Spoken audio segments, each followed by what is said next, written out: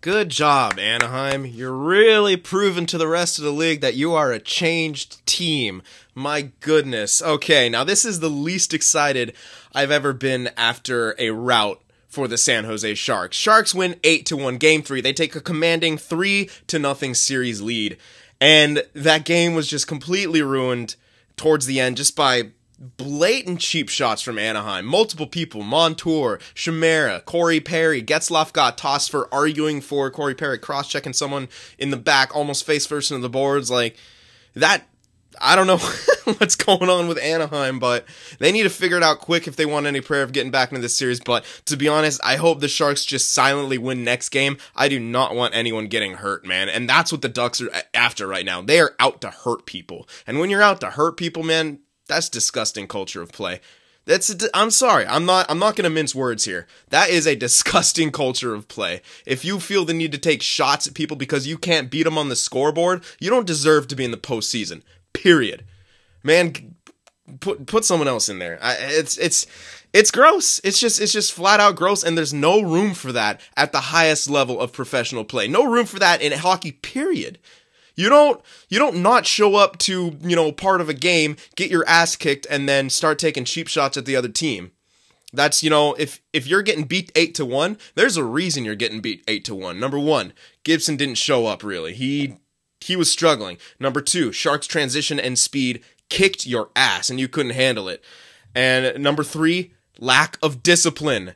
And it continued throughout the game. The Sharks, scored 3 power play goals? Granted, the last one was in garbage time. Really doesn't matter, but you know what? I'm glad the Sharks just didn't puck rag it, essentially, on that power play. Make them pay for it. Make them, if they're not going to learn it, whatever. Just make, I don't know. I'm a little fired up right now because that's not the way you want to see a game end, especially a game that's going so well for your team, but yeah, 8-1 victory. Still gonna take that. Still gonna take the 3-0 series lead. But let's start from the top here. Let's break it down. So first period, Sharks get the early marker, but after that, after that first 5 minutes, I feel like the Ducks definitely took the edge. They got that the Sharks had that bad power play, and then after that, the Ducks just took over, drew a penalty themselves, scored a power play goal. It's knotted up at 1, and then still after that, it was the Ducks' game. They had the momentum. They were making plays. They were forcing turnovers against the Sharks, and the Sharks didn't have an answer for it. They looked sluggish. They looked like,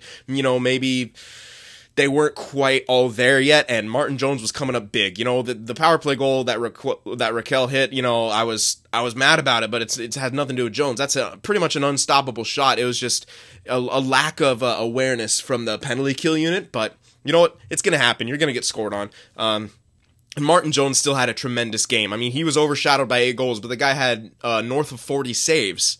North of 40 saves in an 8-1 victory. Let's just think about that for a second. That's crazy when you think about that. And a lot of these were not just, shots with no traffic from the point from, bad angles. Like these were a lot of quality opportunities, and Martin Jones just did Martin Jones. He was a rock back there, and he was unbelievably solid. And so, anyway, there's my praise to Martin Jones, man. First star, no matter if someone got 8 points, that's how Martin Jones played in that game. Without him playing like that, do the Sharks even get to go on that run? We don't know. Anyway, so we're tied 1-1.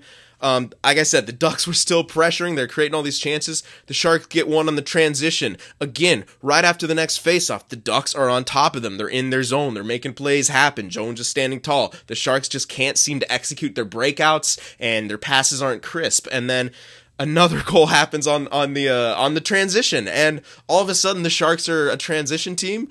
Against the Ducks they are, because they are much faster this year, and the Ducks still don't have the speed necessary that they need in today's NHL.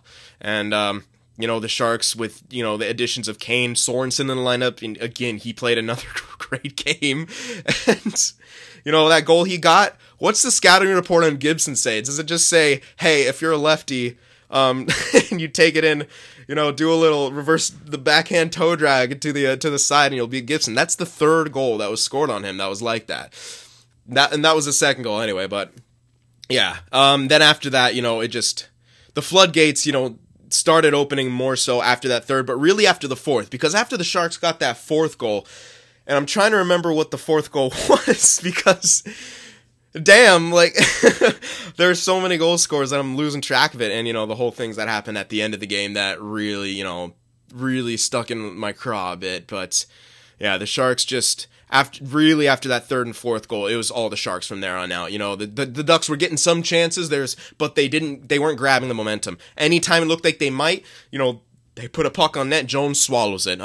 Something happened to just put an end to it, and that will frustrate you. I understand that. And then as more goals get piled on, even though it seemed like you had the advantage at the beginning of the game, you were the better team, but you lost it, you couldn't find it again, and then you started doing stupid crap, which is taking a bunch of stupid penalties, and from there on, you just saw the classic Anaheim Ducks devolution. If things aren't going your way, you start hitting shit. It's like, I'm going to get some dislikes, but it's like fans in Vancouver after Stanley Cup. They're like how it turns out they start breaking shit. I know, it's a classic old insult. I had to throw one out there. I know a few people of you guys know me well enough. Y'all know I'm not serious. But let's take a poll in the comments. Better hair, me or Brock Besser? I'm pretty sure it's me, and Brock Besser can try, but I'm pretty sure. I think the only person in the NHL who beats me would be William Karlsson. But we'll see if we can get something that could have it hairdo off with that guy at some point. Anyway, back to the game. Again, the Sharks just continued to execute. And what I am a little worried about is Burns did leave midway through the third. Now, I hope it's not injury. I hope he's just being rested or something. At least I hope it's not major. But I didn't see anything happen, so maybe it's just something I'm really hoping it is. Maybe it's just, something lingering. Losing Burns would really suck. Now, the Sharks are pretty deep defensively.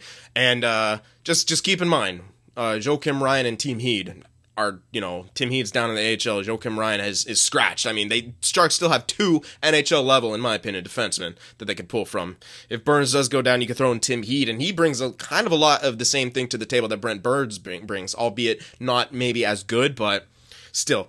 The Sharks, have looked very good defensively. Really good defensively. This game, maybe definitely some more lapses. But overall, they're really doing a great job in this series of limiting those grade A chances. And when they do give them up, you got Martin Jones back there. And the thing that's the best thing about the Sharks' defense in this playoff so far is that, yeah, maybe they'll give up that one big chance, but you know what happens right after that? If there's a rebound, they kick that puck to the corner boards. They're out.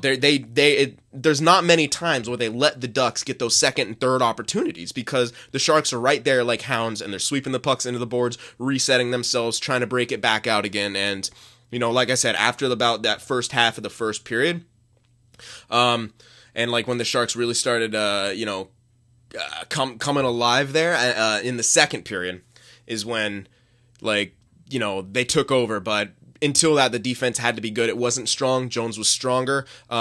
But they did do those little things like that. And so that's a great thing. When you're not at your best defensively, at least you're not, sacrificing or giving up all these other opportunities. And that's a pretty big silver lining, you say, from when the Sharks defense is sloppy. They are still being able to limit some of those second, third opportunities, sticks to the lanes and all the good stuff that you like to see. And you can see kind of Doug Wilson's scouting and drafting strategy. Guys who are really responsible defensively might not have the flashiness at all times, but I mean, Meyer, guys like Meyer, like he had another great defensive game. But I do want to give a big shout out to Eric Fair because can you believe the hands on that? That was sick. Like he danced around and then danced to the inside and like he did the quickest little. He was on the back end, did a quick little, and he didn't even go all the way to the forehand. He did like almost half to it and then just slipped it under Gibby's arm. That was a sick goal. Also, Kane did that little dangle. No goal came from it. Not even really much of a chance, but I'm pretty sure I almost want to say it might have been Montour again, but I don't know if it was. But Montour, it just keeps getting danced on. Poor guy. I think it was Montour though. He just keeps getting danced on. I don't know if Kane or I don't know if Fair was the one who got around Montour, but the Kane one was sick. But yeah. Just so many good goals. I should have written them down so I could break them down better, but I'm kind of hitting them as I think about them. I'll talk about that hurdle one a bit right now. Just great execution on the power play. The great one-touch pass from Pavelski in the corner. You see that a lot. You get those three guys down low in that triangle type thing with one guy kind of behind the net and the one forward out front and the other forward on the opposite side. You can get great things like that to happen, and that was just textbook nice cycle, a one-touch pass to Hurdle, and he you know, he just bangs it home. Top cheese, too. I mean, it was a nice shot from Hurdle, top cheddar.